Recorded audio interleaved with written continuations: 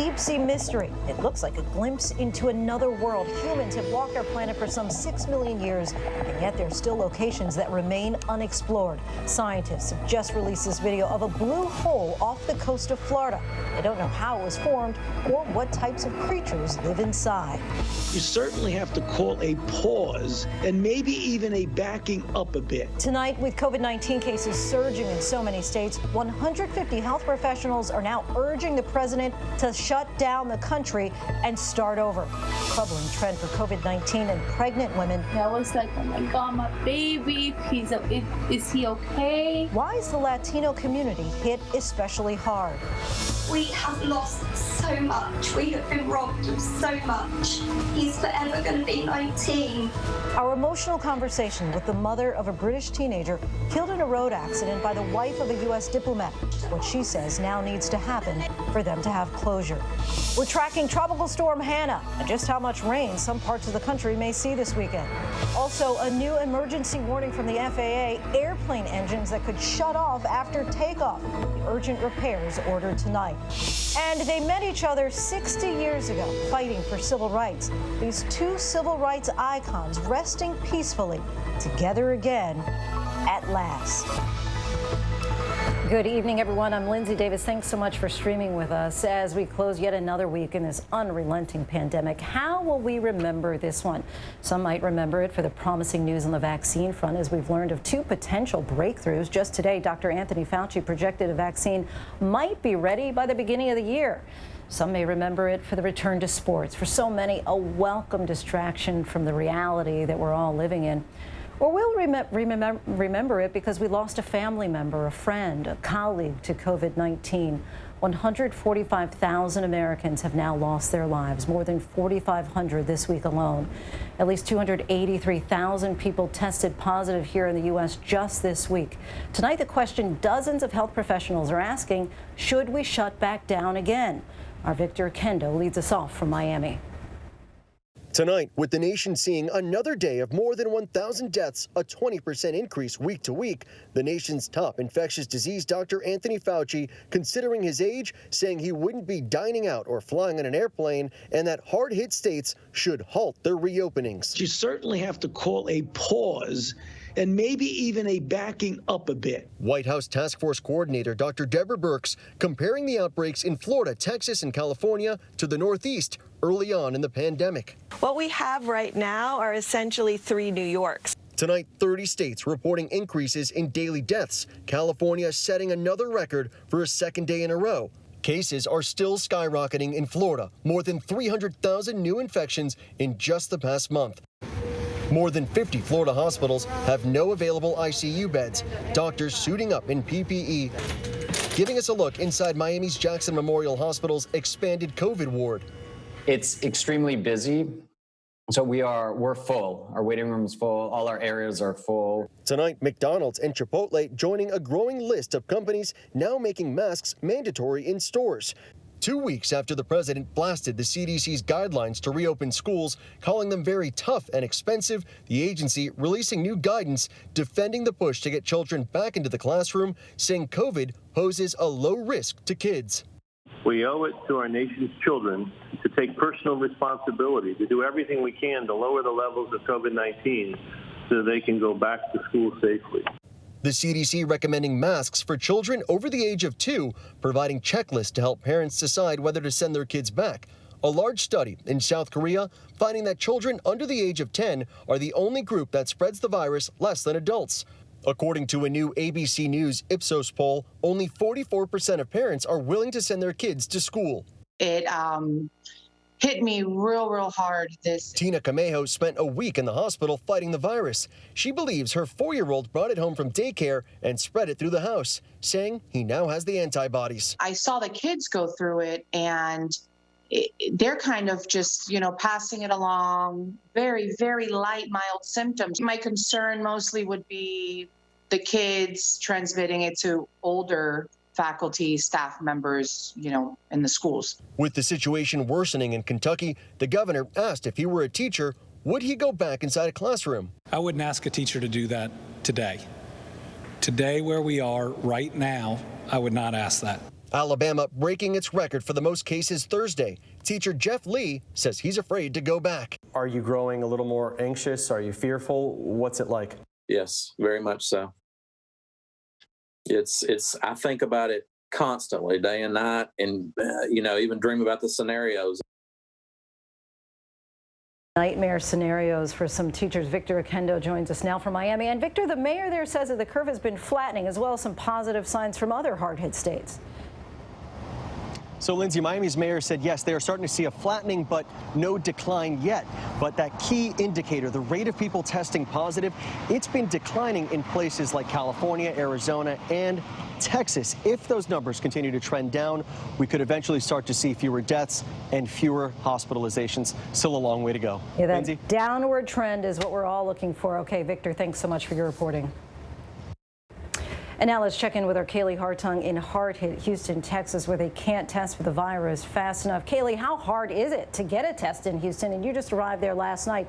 Describe the scene for us, what the airport was like. Were people walking around mostly wearing masks? Well, Lindsay, the mayor of Houston says the demand for testing here far exceeds their capacity. So they're getting some help here in Houston from some folks who have some experience doing this. Governor Andrew Cuomo from New York sending frontline workers here from his city to open up 2 testing sites to help with that demand that they have here in Houston. As you said, they can't test fast enough here. As for what I've observed here, there is a mask order throughout the state of Texas. I flew here on a Southwest flight yesterday. Everyone on my flight, as far as I could see, was wearing a mask. I saw more of that in the airport as well. But here in this public park, I can spot people quite easily who aren't following that statewide order. Right, and so many hospitals are at or near capacity all across the state. We're learning tonight of one hospital near San Antonio that's having to make some pretty difficult decisions. Yeah, Lindsay, this is a unique situation. Starr County, you said just outside San Antonio, near the border. This is a community of about 70,000 people, and they have one hospital. That hospital is at capacity, and they are thinking of doing something quite difficult, forming an ethics committee that will actually convene to make decisions on who they will and will not admit. They say one of those decisions may very likely be if a patient is deemed to be too close to the end of their life, very slim chances of surviving, there could be a conversation with that family to let them spend their final hours at home with care and comfort there, as opposed to bringing them to the hospital and taking up resources that could otherwise be used to save a life. Wow. It's a unique situation, as I said, but they are looking at also transferring patients to nearby counties, and so many people want to help. Yeah, just incredibly difficult scenarios playing out there. Kaylee, thanks so much. And now to a troubling report about how the virus is disproportionately impacting pregnant women in the Latino community. What explains this disparity? ABC's Stephanie Ramos takes a closer look. Honestly, my world ended there. At 37 weeks pregnant, Jatsiri Ramos found out she tested positive for COVID-19. When I got the call, they told me, "Oh my God, you're positive." I was crying. I was like, "Oh my God, my baby, is he okay?" She says carrying her baby to term was her priority. I was, I don't know, really scared. What am I going to do? I was going crazy, you know? Jatsiri is among the growing number of pregnant Latinas infected with the coronavirus, a group disproportionately hard hit. The CDC says it knows of nearly 13,000 pregnant women in the U.S. who have tested positive for the virus.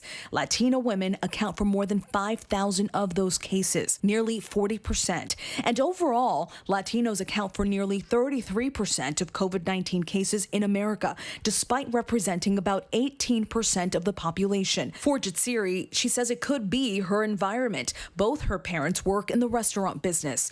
Many of her family members, including her husband, tested positive for the virus as well, despite saying they took precautions to stay safe. Jatsiri gave birth to a healthy baby boy in April without any complications. He was tested for COVID-19. The result? Negative. She's now recovered and at home with her baby.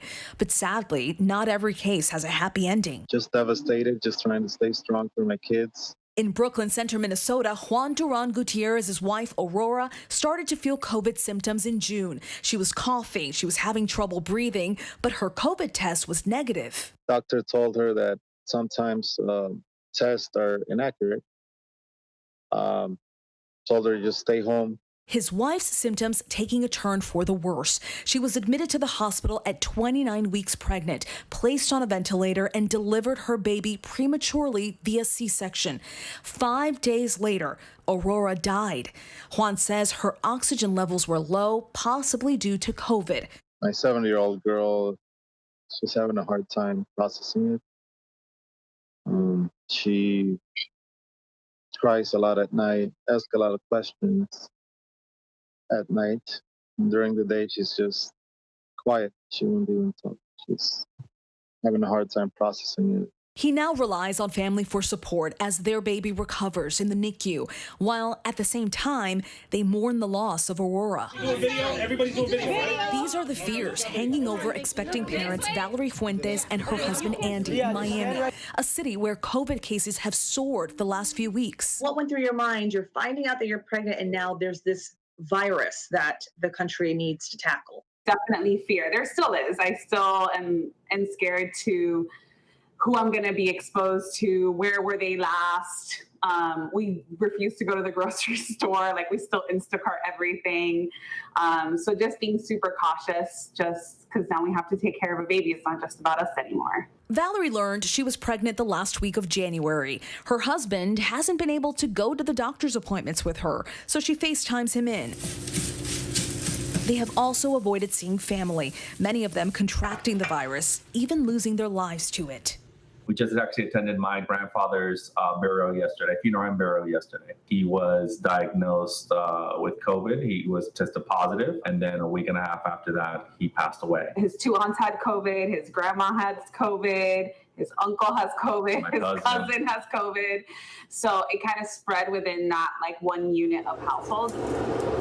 The couple says they find it difficult to stay away from family, but are taking every step necessary to stay safe as they await their new baby. I think just as a culture, Latinos are very, family oriented. They want to gather, they want to celebrate. And I think having those kinds of gatherings has really helped propel the spread. But doctors say it's important to remember that most healthy young women will survive the virus if caught early, and pregnant women should continue seeing their providers. The good news is that, our patients who are young and healthy, pregnant, the little ones, they're faring well. And so while not every single person you can guarantee that to, on a whole, when you look at the limited number of data, case studies, case reports, is reassuring. Stephanie Ramos, ABC News, New York. Our thanks to Stephanie. And now to the White House, where today President Trump signed 4 executive orders related to drug pricing. Included in the orders are measures requiring federally qualified community health centers to pass on discounts on EpiPens and insulin to patients, and trying to speed up efforts to allow prescription drugs to be imported from Canada. But experts say the orders are largely symbolic and won't take effect anytime soon and will likely be challenged in court. Sticking with politics now, this weekend marks 100 days until Election Day, and ABC News has published its first race ratings showing the current state of play for the 2020 presidential map. For more on this, let's now bring in ABC News political director Rick Klein. Hey, Rick, how are you? Hey, Lindsay, I'm excited that we're 100 days out. 100 days. It'll be here right before we know it. Give us an explanation first of what these ratings show on the current electoral map and how the race is shaping up this moment. So we take the map, all 50 states plus D.C., and we assign a rating, one of 5 categories, either safe Republican, lean Republican, toss-up, lean Democratic, or safe Democratic. And we base this based on polling as well as the reporting that we have in our team on the ground to try to determine how likely it is that a particular state votes for either Joe Biden or Donald Trump. And what's interesting here is, as you break down the numbers, is that we're showing a slight edge for Joe Biden, enough votes to crack that magic number of 270. If the election were today, we show this edge, and it's a real edge, even if it's not an insurmountable one. So give us a sense of what's shifted from the final 2016 outcome on this map, and what's behind Biden's advantages in picking up states that Donald Trump won 4 years ago, and are there other states that Biden could still target? Yeah, Lindsay, so the biggest change is in the upper Midwest. Look at Wisconsin, Michigan, and Pennsylvania. Those are the three states that essentially gave Donald Trump the presidency. They were the so-called blue wall. Right now, they're trending blue all over again. And Joe Biden is favored. All three states we now have as lean Democratic. That would be an amazing, an astonishing shift from 4 years ago where Donald Trump was able to capture that part of the country. What's also interesting, though, are the other states that are potentially in play. There is another path to the presidency for Joe Biden through the Sun Belt. Arizona, Georgia, South Carolina, Florida, even Texas is no longer a safe Republican state. All of those, the other states that I mentioned are toss-up states right now. And if Joe Biden is able to pick up 1, 2, 3 of those, then we're talking about potentially not just a win, but a landslide type territory, or something that gives him some wiggle room in those other states in the upper Midwest. But of course, this all comes with the caveat that this could all change. All of us saw what happened in 2016. So what would President Trump need to do in order to be competitive on the map again? Yeah, it's interesting. Just this afternoon, Donald Trump's campaign manager, brand new campaign manager, Bill Stepien, walked through reporters the 2016 map and made the point, and it's an accurate one, that all it takes is Donald Trump holding one of those three states that I mentioned, out of Michigan, Wisconsin, and Pennsylvania, to either become president again or be very close to that. Of course, it means recreating the rest of the map. There aren't many places for him to be on offense. The campaign says, though, it is going to change its focus to really define Joe Biden over the last 100 days. Now we know he won't have the benefit of a full-fledged convention because that was canceled this week, but he is going to try his best to aim his fire on Joe Biden and make the race about him as opposed to himself. And finally, just tell our viewers about how this interactive site works and how they can use it to track the 2020 race. You too can be a pundit. It's pretty easy. You open this up at abcnews.com/politics or on the ABC News app, and you can toggle from red to blue and take the toss-ups. You can compare it to our picks. You can compare it to experts' picks. We're going to have other folks along the way, as well as the historical maps. You can play the game yourself and see who you think gets to that magic number of 270. It's funny, all the maps that we've been seeing lately have been coronavirus maps and the different colors there. But now, yes, it's nice to see something else, the red states and blue states again. Our thanks to you, Rick Klein, for your time and your insight. We appreciate it. Thank you, Lindsay. All right, for the latest on the Trump campaign, let's bring in Erin Perini, Director of Press Communications for the Trump campaign. Thanks so much for joining us, Erin. Thank you. So yesterday, the president announced that he's canceling the Jacksonville portion of the Republican convention. What can you tell us about the plans for what the campaign will do in its place? And can we expect to see the president on the campaign trail again after he canceled his last event in New Hampshire?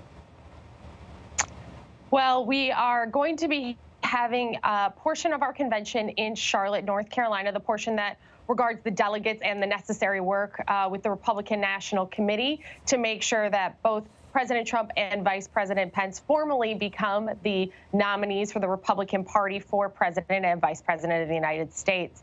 I don't want to get ahead or make any announcements today on what other convention planning will look like at this point, but I can guarantee you this is the most innovative campaign with the most record-breaking, record-setting candidate ever. And so what we will bring for the president and for his nomination speech will be epic. And so are you unable to say if he will be back on the campaign trail again? Well, I certainly can't get ahead of the president's schedule, but he has been on the trail. He was in Florida just the other week doing a roundtable with Venezuelan dissidents, those who had left the country and fled socialism. So you will see him. We will use different opportunities to be able to get the president out there on the campaign trail, talking directly to the American people about his record and what's to come. Now, your campaign, of course, put out a statement last night saying that the president was, quote, leading by example by canceling the Florida portion of the convention. But the president, as you know, was the one who pushed for an in-person convention in Florida in the first place after North Carolina officials would not agree to it. Meanwhile, the Democrats scaled back their convention plans weeks ago. So how is the president actually the one leading on this? Well, President Trump has been working with the top medical professionals and health professionals to make sure that Americans are safe throughout this process. And he is leading because he is out there making sure that testing is available, that this country is prepared for a pandemic and working through it right now. Let's remember, under Joe Biden and Democrats, there was no stockpile available, limited stockpile when it came to handling a pandemic. They left a book which ended up not being able to be used for this pandemic, and he stopped testing for the swine flu. So Democrats really don't have much of an argument to make when they think that they're touting that they're prepared for anything other than failure in November. I mean, that's a given. They're never going to beat President Trump. And you just said Joe Biden is never going to be able to beat Donald Trump. Just wanted to stick with that for 1 second. The polls out there, you're not concerned about that at all? The only poll that matters is the poll on Election Day. We have seen that these polls are still not getting it right when it comes to talking to President Trump's supporters and what that actually looks like. Even if you just do the most basic breakdown, you look at exit polls from 2016 and 2018. Currently, you're seeing a sampling size of Republicans in major national polls between 24 and 26%. It varies by poll. The exit polls in 16 and 18 both had Republicans at 33%. When it comes to someone like President Trump, who has record enthusiasm for a sitting incumbent, that matters. That makes a big difference in actually making sure you have an accurate depiction of what's going on in this country. We are aggressive across the country. We are in these states, and we know where our voters are and how we're going to get them out in November. This is a data-driven operation since day one. Joe Biden will never be able to catch up to where President Trump is now, let alone in November. You brought up coronavirus. Let's turn to that. The president this week at Times encouraged Americans to wear masks in public. This comes, of course, months after health officials gave their guidance back in April to recommend Americans wear masks. Now, once it was clear that the virus could spread asymptomatically, did the president fail to lead Americans on the issue when it could have made a major difference in controlling the spread of this virus? President Trump has done an exceptional job leading America through the coronavirus. If you look back to the end of March 31st, the president said, if you want to wear a mask, absolutely do so. And that was before the CDC guidelines came out regarding masks. And it's funny because you didn't see members of the press corps wearing masks, even given the early April CDC guidelines, wearing masks in the White House briefing room until the beginning of May. So, you know, the president's been out there leading on this. He surged testing. He brought forth the largest private-public partnership to make sure that PPE and equipment has been available. Let's not forget that when the press was screaming that there was going to be a shortage of ventilators, we have a surplus of ventilators in this country. That's a direct reflection of President Trump's leadership on this. All right. And lastly, the president's campaign has repeatedly claimed in ads that Joe Biden wants to defund the police, when the former vice president has repeatedly said that he doesn't support that. And he said that he actually supports more funds for community policing. Meanwhile, our latest ABC News Washington Post poll shows Biden leading by 9 points on trust to handle crime and safety, and by 25 points on race relations. So would you say that your attacks just aren't working in that particular arena? Well, the facts need to be out there about what Joe Biden has actually said. When asked about redirecting funding from police, he said, yes, absolutely. So really, truly, that's the press playing semantics with a word. Let me put it this way. I'm just going to redirect funding from your paycheck to mine. Does that mean your paycheck gets cut? Does that mean it's lower and there's less dollars in it? It's semantics, redirecting, however you want to repurpose the word. A cut is a cut no matter what way Joe Biden tries to cut it. And so we know that this is a conversation. And Joe Biden likes to point to the COPS program, how he increased funding for the police, when in actuality, when you really look at it, under the Obama-Biden administration, that was cut by 60%. The police in this country are the bravest men and women who stand up and protect our city streets, and they serve our country every day. Joe Biden has called them the enemy. He is standing there trying to stoke division in this country as President Trump stands proudly with the brave men and women of law enforcement. We will continue to be happy to have that conversation with the American people, while the media plays semantics with whether or not Joe Biden actually meant cut, when he clearly did. Well, is it semantics? Because, I mean, at the same time, the fact is that he's calling for an additional $300 million in funding for police departments across the country. President Trump has actually already provided money currently. This week, he made an announcement of additional funding for police departments that are in the cities regarding Operation Legend. And let's remember what Operation Legend is about. It's about a 4-year-old child who was murdered in cold blood because of a surge in violent crime.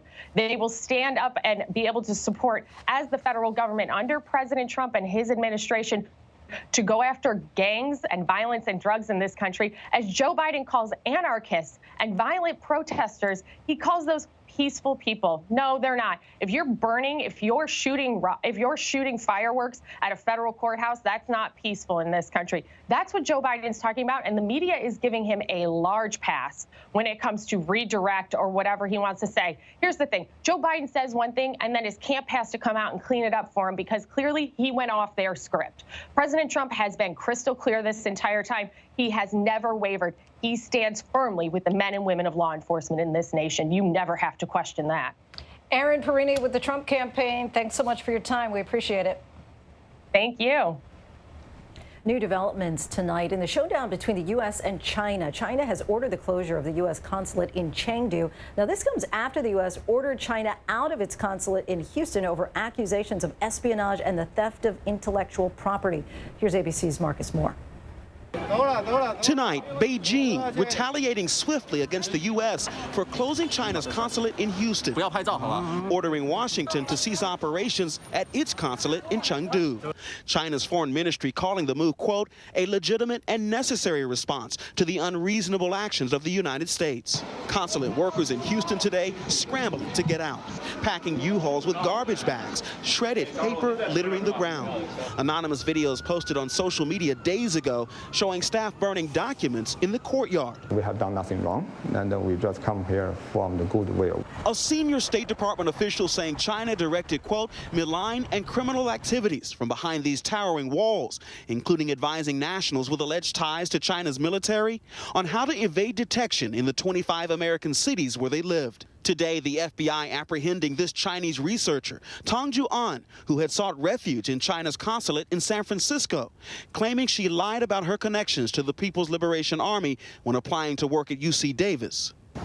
The consulate in Chengdu, China, has been a strategic outpost for U.S. diplomats there since it opened in 1985, so closing it could be quite disruptive to the U.S. mission. Marcus Moore, ABC News, Houston. Our thanks to Marcus. And when we come back, the storm brewing in the Gulf Coast of Mexico. We have the latest on the path of Tropical Storm Hannah and its march toward Texas. Plus, the fatal accident leading to a diplomatic standoff. We talked to the mother of Harry Dunn, killed last year in an accident with the wife of an American diplomat. And tonight would have been the opening ceremonies for the 2020 Olympics in Tokyo. We take a look by the numbers.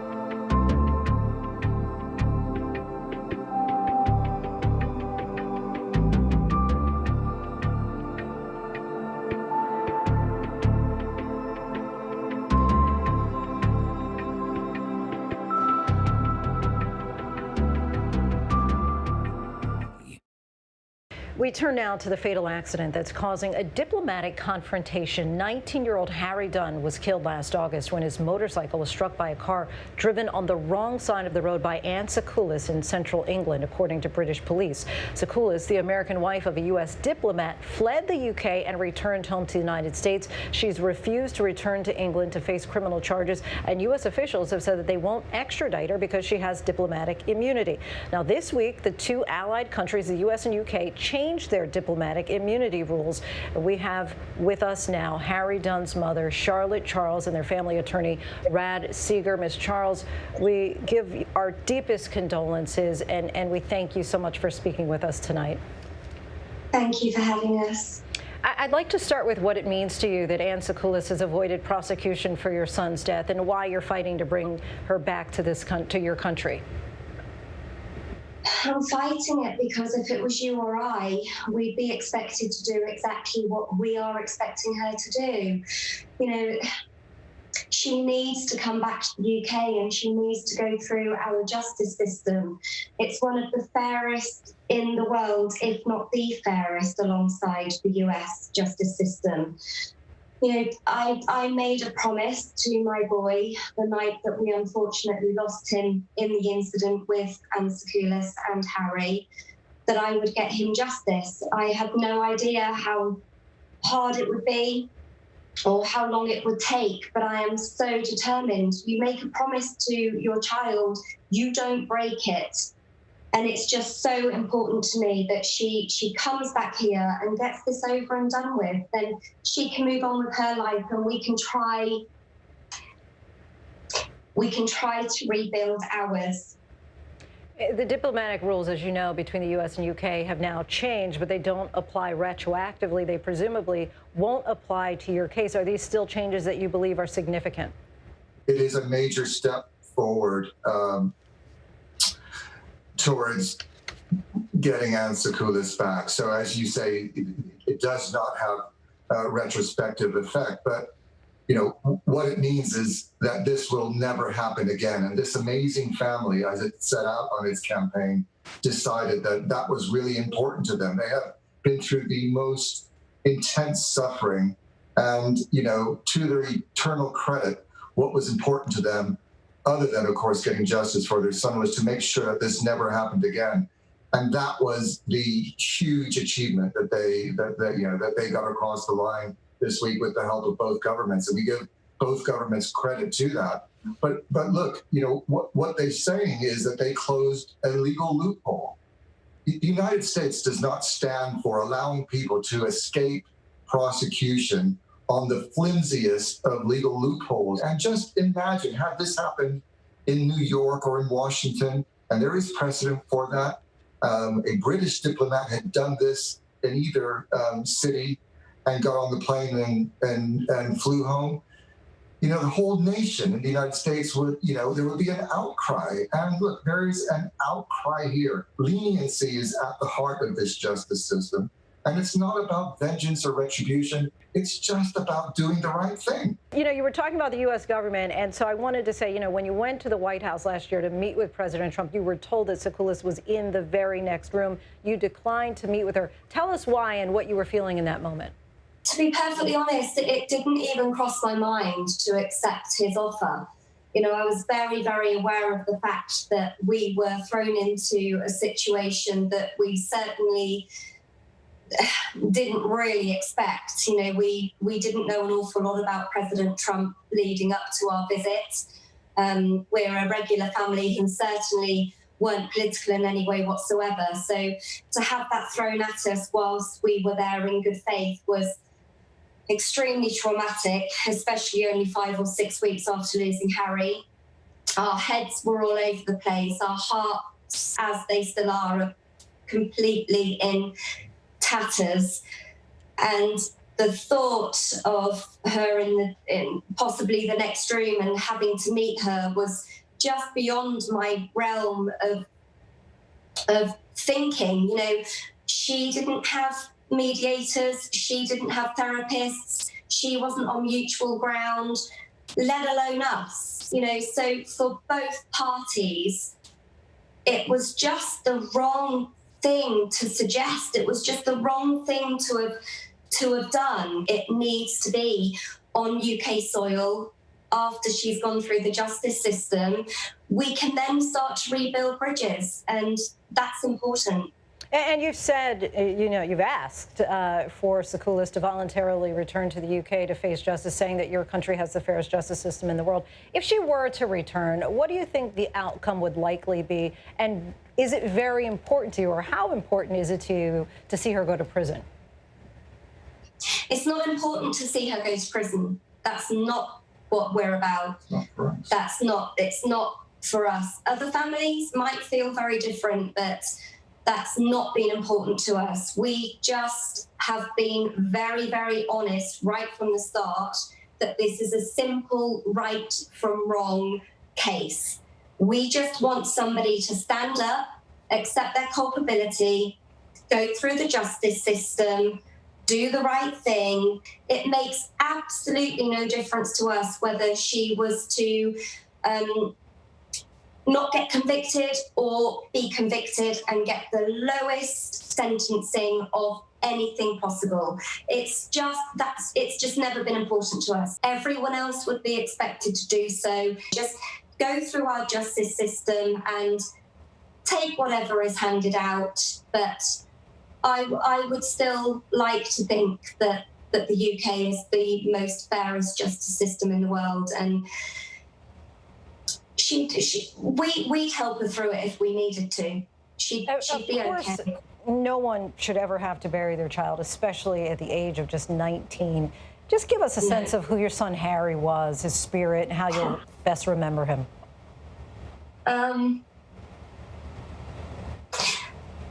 That's never a hard question to answer. He was the biggest hearted, big cuddly bear of a boy, huge soul, always ready to give hugs when he sensed that you'd had a bad day, never left the house without telling us he loved us. His passion was riding motorbikes. He covered over 50,000 miles in his 3 years and 4 months of being on the road here. Most bikers don't cover that in their lifetime here in the UK. He just was a free-spirited, big-hearted lad. He was just coming into his prime. He was just showing us that he was turning into the young man that he was. He made us so proud. We were looking forward to seeing him grow from a young man into a mature man. We were looking forward to him in the future getting married, having children. I'm now never going to have the opportunity to be a grandma to his children. I'm never going to get the opportunity to see him get married. His twin brother has got to try and adjust to being an I and a me instead of a we and an us. We have lost so much. We have been robbed of so much. He's forever going to be 19. And I don't think it's too much to ask for the lady that unintentionally but still is responsible for taking his life to just face our justice system and face us and just do the right thing. Ms. Charles, again, our hearts go out to you, and Mr. Seeger, thank you both so much for your time. Thank you for having us. Thank you. And still ahead on ABC News Prime, the path of Tropical Storm Hannah. Meteorologist Rob Marciano has the latest. The major warning by the FAA ordering thousands of planes to undergo urgent inspections. And the civil rights icons once again side by side. But first, our tweet of the day, the Tampa Bay Rays on opening day, joining many others in the sports world to call for justice for Breonna Taylor.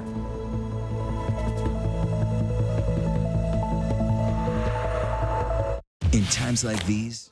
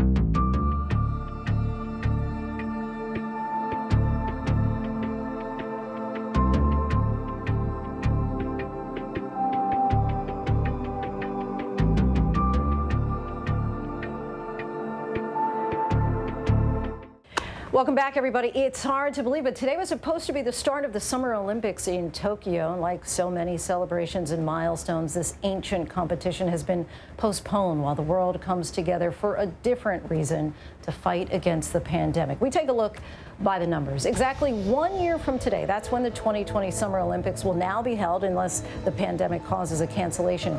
3 times the games have been canceled in the 124-year modern history of the event.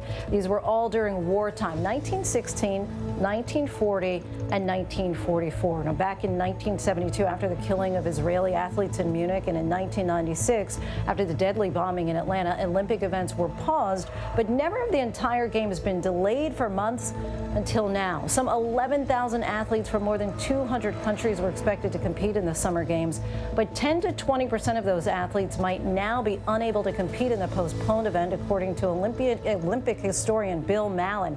And aside from the cost of these amazing athletes, $12 to $25 billion, that's the estimated price tag of this delay. These games will be missed, and we certainly hope for a triumphant Olympic comeback next July. And when we come back, baseball's back. Step inside the batter's box of one of America's most iconic ballparks, Chicago's Wrigley Field, and how they're trying to match the experience of a pre-pandemic sporting event. The Gulf storm now strengthening, Hannah bearing down on Texas, and they're calling it the Mask-mobile, face coverings on the go. But first, a look at our top trending stories on abcnews.com.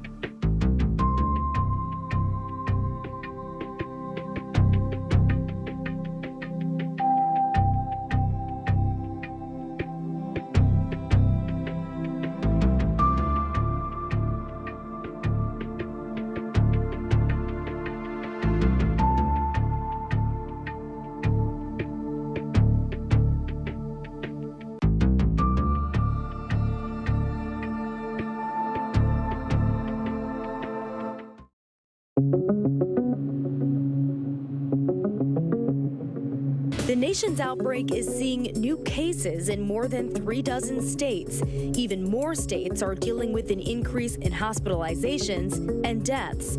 At the same time, states and cities are trying to gauge how to reopen schools this fall.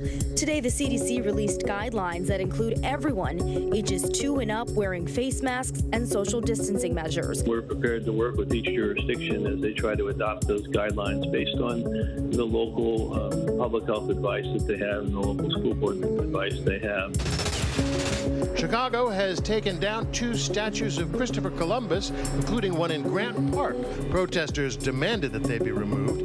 And gone from Virginia's state capitol are sculptures honoring Confederate generals and officials, including a bronze statue of General Robert E. Lee. A crew moved them all to an undisclosed location. The body of the late Congressman John Lewis will lie in state at the U.S. Capitol Rotunda next week. Social distancing will be enforced during public viewings Monday and Tuesday. And in honor of the late civil rights champion, Robert E. Lee High School in Springfield, Virginia, will change its name to John Lewis High. The longtime Georgia congressman died last week at age 80 after battling pancreatic cancer. At the White House today, President Trump awarded the Presidential Medal of Freedom to Jim Ryan, a former Republican congressman from Kansas and an Olympian. Ryan was the first high school athlete to run the mile in under 4 minutes. He thanked the president, saying he's honored. In a day and age when many think it's appropriate to dishonor our flag, I will tell you it is one of the greatest honors and privileges of my life to represent this amazing country and to wear the stars and stripes on my chest while racing in the 60s and 70s. There was such pride and love of country, and I cannot tell you, Mr. President, how much I appreciate your full-throated championing of this great country. The COVID-19 pandemic brought business to a halt, hitting this Denver screen printing company hard. The owners of Artist Proof Collective knew they had to pivot and rely on that creativity. So we started getting in the mask game, really. As businesses reopened, they started taking orders to screen print custom masks, but they also saw another need. We had just bought this ice cream truck. The Mask-mobile was born. Holy moly, Mask-mobile. Instead of ice cream, the truck is stocked with masks featuring different designs and colors. Some days the truck stays in Metro Denver, parking at local grocery or liquor stores. Other days they hit the road, traveling anywhere where someone might need a mask. We move now to Tropical Storm Hannah gaining strength in the Gulf of Mexico. Strong winds are already being felt in Galveston, Texas. Storm warning signs flashing on Interstate 10 in Houston. ABC senior meteorologist Rob Marciano is tracking the storm for us in Corpus Christi, Texas right now. And Rob, how strong is Hannah, and when and where are we expecting landfall? Well, we're in Corpus Christi here, and hurricane warnings, Lindsay, have just been hoisted. So the Hurricane Center is thinking this is going to get to at least Category 1 strength, 75-mile-per-hour winds. Right now, it is strengthening off the coast by about 170 miles in this direction, and it is heading in this away at about 10 miles an hour. So that said, it should be here in earnest, making landfall around noon time tomorrow. And there you see the forecast track from the National Hurricane Center as a Category 1, and then weakening, obviously, as it heads inland and then down towards Mexico. But we're going to have surge with this. We're going to have wind, obviously, some wind damage, potentially some power outages, and a lot of rainfall. So flash flood watches have been posted from Galveston all the way down to Brownsville, where we also have tropical storm warning. So it's gaining strength. It's also gaining, so it's not a small storm by any stretch. So we got a big circulation with this, even affecting places along the southern coast of Louisiana. Let's talk about Hurricane Douglas. This is the first major hurricane of the season in the Pacific, heading toward Hawaii. You see that distinct eye. Thankfully, it's in a weakening mode because it gets towards cooler waters there. But nonetheless, it should be a formidable storm, maybe a Cat 1 or around there by Sunday morning at the Big Island. We got hurricane watches there and up in Maui, and probably see some power outages and some flash flooding there. And we also have Gonzalo in the Caribbean. So 3 storms that we're watching, Lindsay, 2 of which will be making landfall in the U.S. this weekend. Quite remarkable. All right, Rob, stay safe for us. And now to one close encounter in the skies over Syria. An Iranian passenger plane descended 14,000 feet in just 4 minutes to avoid a collision with a U.S. fighter jet. Our Martha Raddatz has more on what each side is saying tonight. The videos show chaos during a frighteningly steep plunge on a civilian airliner. While not verified by ABC, Iranian state television says these videos show the moments after Iranian pilots descended 14,000 feet in just 4 minutes. The pilot says they were trying to avoid colliding with a fighter jet. Also shown on Iranian TV, the U.S. military confirming that the American F-15 fighter flew more more than half a mile from the Iranian airliner over Syria after the Iranian pilots failed to respond to radio calls. The only thing the U.S. pilots were looking to do is to make sure that this wasn't an airplane that was going to threaten the U.S. troops on the ground. Once the F-15 verified the airliner as civilian, a military spokesperson said it departed safely, but the Iranian pilot went into that steep dive all the same. They probably looked out, they saw a fighter, and they said, oh my gosh, we've got to get low and we've got to get out of here. The plane did land safely in Beirut, but there were numerous injuries since the descent was so sudden. The Iranians also claiming the Americans were making illegal moves, which the Americans say absolutely is not true. Lindsay? All right, our thanks to Martha. Now tonight to an urgent order by the FAA on the thousands of Boeing 737s ordered to undergo urgent inspections. And what does it all mean for you? Our Gio Benitez has those details. Hey, Gio. Lindsay, good evening to you. The FAA issued this emergency inspection order to all airlines and operators with 737s, and it all has to do with an engine shutdown issue. Now, the FAA says the problem is so severe that it could result in what they call a forced off-airport landing, and that there have been at least 4 recent incidents with these critical engine valves. The issue happening in part because so many planes have been parked and not used during this pandemic. Now, here's what the FAA is saying, quote, corrosion of these valves on both engines could result in a dual engine power loss without the ability to restart. This condition, if not addressed, could result in compressor stalls and that dual engine power loss without the ability to restart, which could result in a forced off-airport landing. And don't forget, the 737 right now is one of the most popular airplanes in service around the world. Lindsay? Our thanks to Gio. And now to that familiar sound that's ringing out across the country, the crack of the bat. Baseball's back, but it is a much different game. Our Alex Perez is in Chicago with more. The season has begun. Bases are loaded for the moment fans have been waiting for. Baseball is finally back. But with a new twist, as the pandemic presses, stadiums like Wrigley Field have been working tirelessly, pitching ideas for how they can safely return both players and fans to the field. I think we're really fortunate as an organization that prioritizes health and safety of our players, our coaches, our staff, and our associates. In a seemingly out of left field decision, fans will only be able to watch the game from rooftops around the field with a limited capacity of just 25% and a ticket price of about $350. Staff now returning to Wrigley with new safety protocols like sanitation stations, temperature checks, and social distance markers all around the stadium. They've even extended the dugout here at Wrigley. That's where the original dugout ends. All of this right here is additional space to help the players maintain social distancing. Players now required to get daily temperature checks and regular symptoms screenings from medical staff, all with the hope of striking out any fears they may have of contracting coronavirus. But those aren't the only challenges the team is facing. Part of the baseball experience is getting to be a part of the experience. It can get very lonely and very quiet without any fans in the park, but there's already a plan in place to make sure people watching at home don't feel like they're watching by themselves.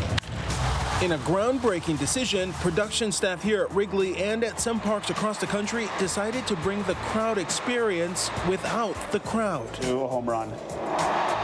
Pumping crowd sound into the field for the players and through TVs at home for the fans. Executive producer of Cubs production, Matt Romito, is the crowd sound umpire making all the calls. The goal would be to more replicate the moments that people expect that feel more natural. It's almost like a compliment when people are like, I didn't even notice the crowd. With a finely tuned audio board and an iPad filled with sounds, he can react to just about anything on the field. You have a lot of pressure. You have to pay a lot of attention to every single thing that's happening on the field.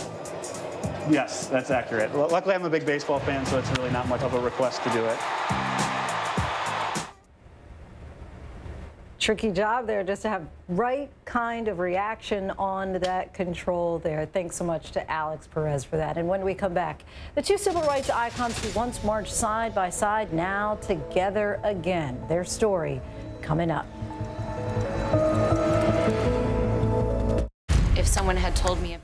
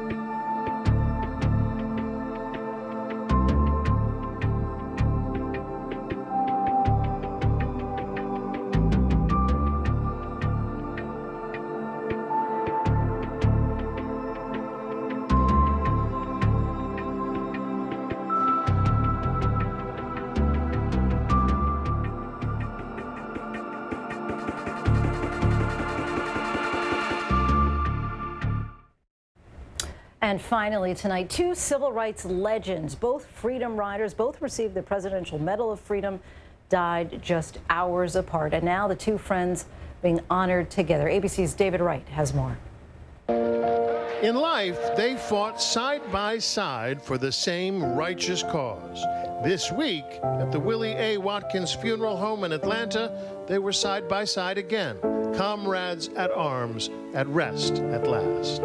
Congressman John Lewis and the Reverend C.T. Vivian, both acolytes of Dr. Martin Luther King Jr., heeding his call for nonviolent confrontation in the fight for civil rights.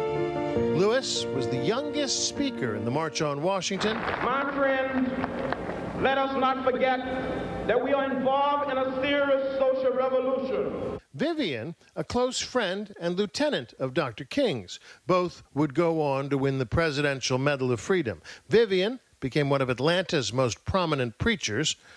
Rosa Parks said of him, even after things had supposedly been taken care of and we had our rights, he was still out there, inspiring the next generation, including me. Lewis, a titan of the Congress. He is known as the conscience of the United States Congress, still speaking his mind on issues of justice and equality.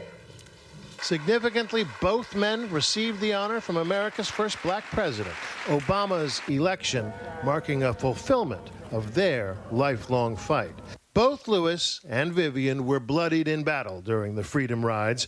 Vivian on the courthouse steps in Selma. Judge, we're willing to be beaten for democracy. Lewis on the Edmund Pettus Bridge. Later, they were pallbearers together for Coretta Scott King. And now the nation pays tribute to them. Even though the two men died hours apart on the same day, Congressman Lewis's family delayed his memorial so as not to detract from Reverend Vivian's service. Vivian's casket taken by horse-drawn carriage to the tomb of Dr. King. He lay in state at the Georgia State Capitol. Lewis will now lie in state at the United States Capitol Rotunda next week. Our thanks to David Wright for that. And we will, of course, have coverage of this weekend's remembrances right here on ABC News Live. And before we go, a fitting image of the day. John Lewis's image projected onto Richmond's statue of Robert E. Lee, BLM for Black Lives Matter, on the side of the Confederate general's steed. A powerful juxtaposition as our nation reckons with its past. And a look now at the Capitol Rotunda, where, as David mentioned, Lewis's casket will lie in state. The stage now set for the going home of a national hero. And that is our show for this hour. Be sure to stay tuned to ABC News Live for more context and analysis of the day's top stories. I'm Lindsay Davis. Thanks so much for streaming with us, and good night.